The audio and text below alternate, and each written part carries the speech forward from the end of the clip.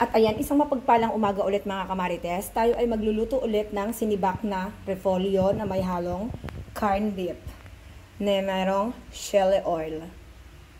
Ayan, mainit na ang ating kawali. Ilagay na natin ang ating sinibak na bawang.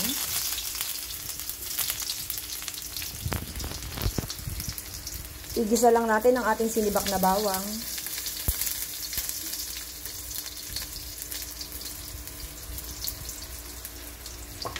At ilagay na rin natin ang ating sinibak na sibuyas.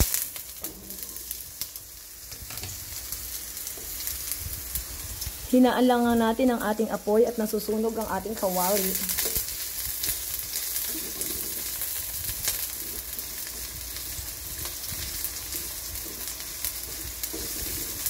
Mga simpleng-simpleng lutuin na.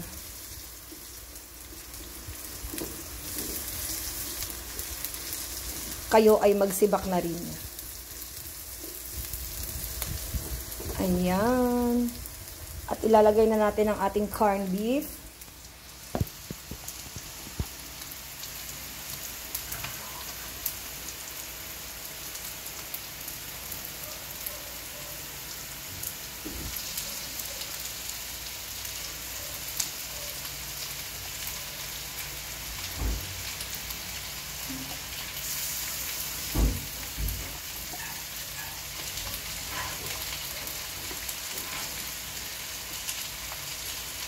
Sarap yan. Siyempre.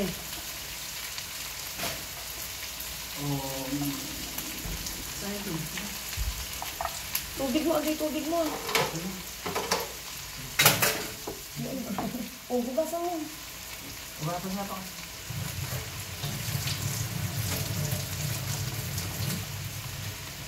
At ayan, hindi na natin siya ganong masimot. Okay na yan.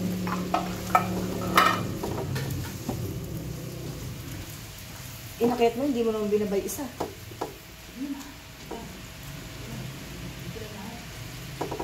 Yung maliit.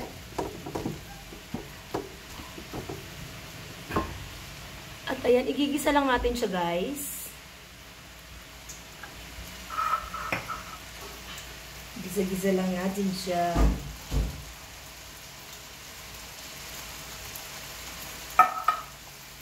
Lagyan lang natin siya ng paminta.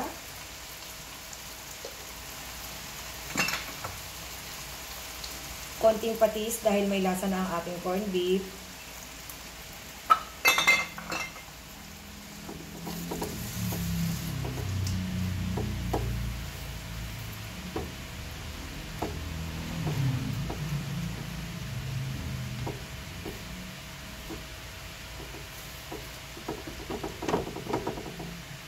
At lagyan natin ng konting sipa dahil matigas.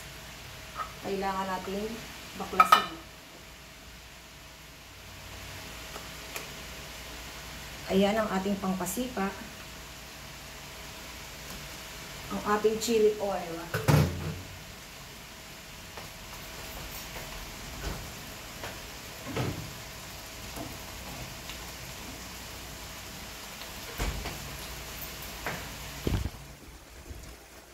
Ayan na siya, guys. Masyado siyang mamantika, guys. Mekos-mekos lang natin yan. Then, ilalagay na natin ang ating sinibak na repolyo.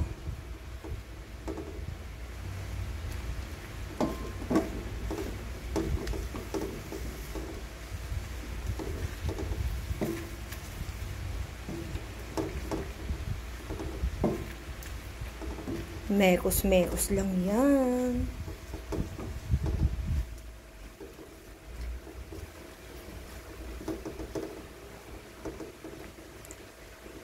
Ayan, at dahil nagisa na natin siya, ilagay na natin ang ating sinibak na repolyo. Hinaan natin ng konti apoy natin, guys. Masusunog siya.